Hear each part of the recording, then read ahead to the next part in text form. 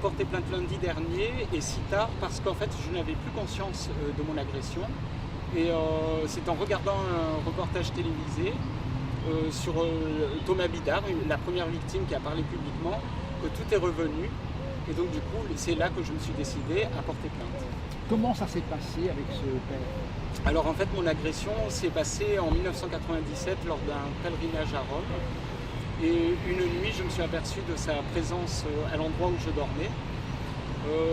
Il m'a rassuré en me disant que j'avais fait du bruit durant la nuit et qu'il vérifiait que tout se passe bien. Et quelques temps plus tard, en fait, j'ai senti sa présence dans le lit.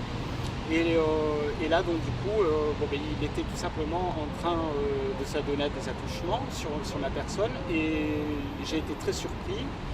Je lui ai demandé ce qu'il faisait et d'un air complètement détendu, il m'a dit qu'il vérifiait que tout mon développement se passait normalement. Et il m'a embrassé ensuite pour me dire bonne nuit et s'est retiré calmement, sans paniquer.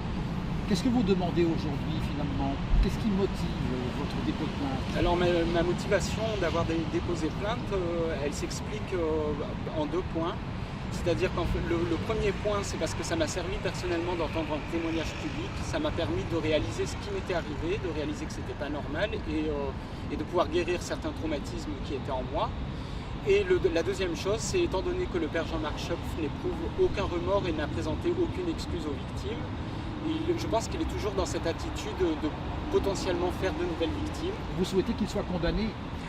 En tout cas, moi j'aimerais déjà qu'au niveau ecclésiastique, il soit redevenu au statut laïque, parce que pour moi, il n'a pas eu un comportement de prêtre, étant donné qu'il ne demande même pas pardon. Et éventuellement, si ça peut aider à son repenti, etc., qu'il fasse quelques années de prison, je ne serais pas contre.